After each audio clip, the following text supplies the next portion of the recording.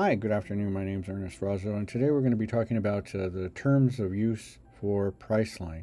Here's a couple of questions for you to keep in mind as we go over some of the key features in this terms of use. One, is it a valid contract? If you want services from Priceline, you have to agree, just like with any other site or service, you basically have to agree and consent. So, one, is it a valid contract? We'll look into that in a moment. Are visitors bound to it, or should they click I agree, or should they not click I agree? It depends on what you want to do and where you want to travel, where you want to go, and whether or not you actually read the terms of use from Priceline. If you have a dispute with Priceline, can you sue them? We're not sure. We're going to look into that briefly. Here in California, things are a little different. In California, the thought is that you have more personal rights, so you have more rights in general as opposed to other states. And what changes would you recommend, or what I would recommend? So let's dive into this. And first and foremost, I'm not an attorney, so I read this very carefully, and to the best of my knowledge, came up with a few different things. Again, this is probably the first time that I've actually read a terms of use, quite honestly, and so I found this one from Priceline very interesting. Very interesting. So one of the things that I noticed immediately is that if any problems or disputes arise, it says this: one, that there's mandatory arbitration, and that, from what I can tell, is basically there'll be an arbiter. There'll be arbitration, and basically like a someone who's in the middle, ideally in the middle, they're going to gather all the facts and they're going to decide one way or the other, as opposed to having an attorney represent you. And one of the things that I noticed immediately is it says here, I'm going to read this verbatim as it says in the terms of use for Priceline. It requires that any and all claims must be resolved by binding arbitration or in a small claims court, and it prevents you from pursuing a class action or similar proceeding in any form. So basically, you and other people across the country cannot form a class action lawsuit, which I thought was pretty interesting. Uh, so if if there's problems that arise, you cannot form a class action lawsuit. I mean, we hear it all the time in the news. We read about it, class action lawsuit against X company. But here, according to their terms of use for Priceline, you are not allowed to do that because you signed the agreement. Um, Another thing that I want to point out is, in arbitration, a dispute is resolved by an arbitrator instead of a judge or jury, and this decision will generally be final and binding. So that in and of itself is it appears pretty strict, and they also go on to say that there's no right to appeal. You can't appeal it. Um, Another thing that I wanted to point out is that if you do decide to seek arbitration, you must first send by certified mail this written notice that you need to do this first before anything happens, before anything gets started, for any type of compensation uh, due to some dispute or some event that didn't go right, it didn't go well, something happened. I mean, ideally, like with this company, Priceline, or with any other company, everything should be documented and everything should be in writing. And this part right here, again, if you decide to seek arbitration, you must first send it by certified mail. I don't think that's too bad, but I just wanted to point that out in the event something does happen.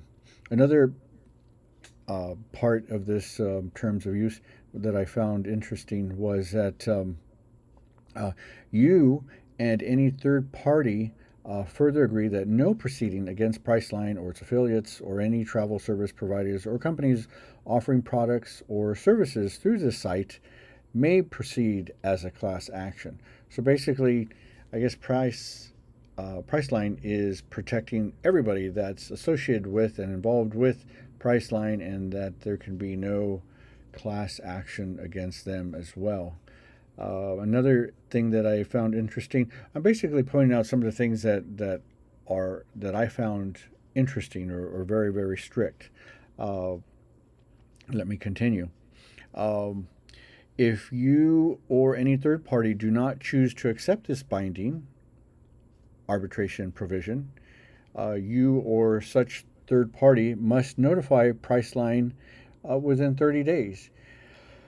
Now, are there other companies that do this? I honestly don't know because, like I mentioned earlier, I've never really read any terms of use. And after reading Pricelines, I might be more inclined to read some of these, the fine print. Uh, Going back to our question, is it a valid contract? One might appear it's a valid contract. If I worked for Priceline, maybe I would make it a little stricter against the consumer. I don't know. Are visitors bound to it, or should they click agree?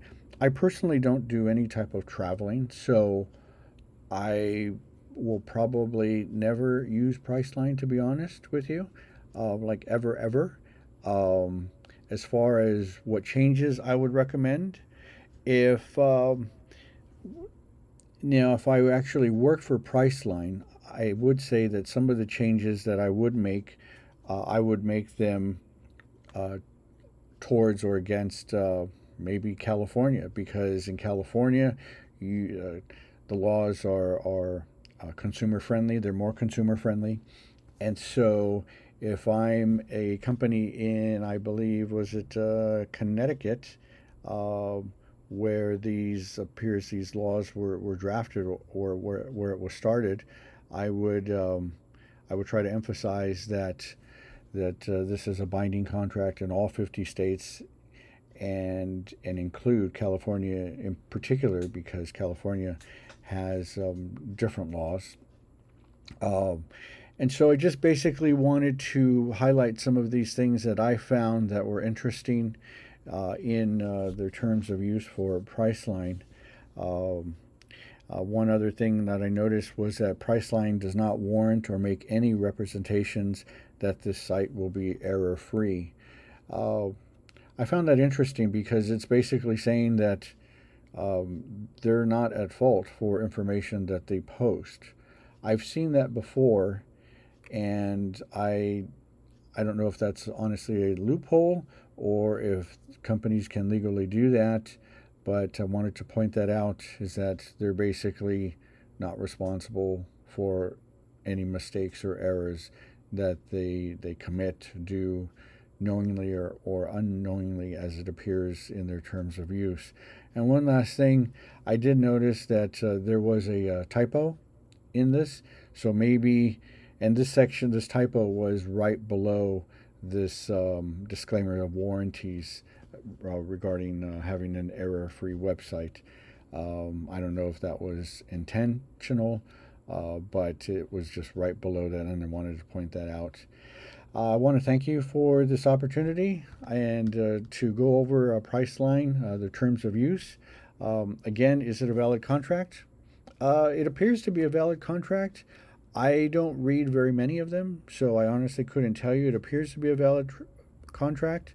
As far as binding to, as far as clicking that I agree to it, again, if you don't do any type of traveling, might be a good site to stay away from. My personal opinion. I don't do any traveling, so I will probably never use them. And as far as the changes, again, if I worked there, I would probably make it even stricter for residents in California.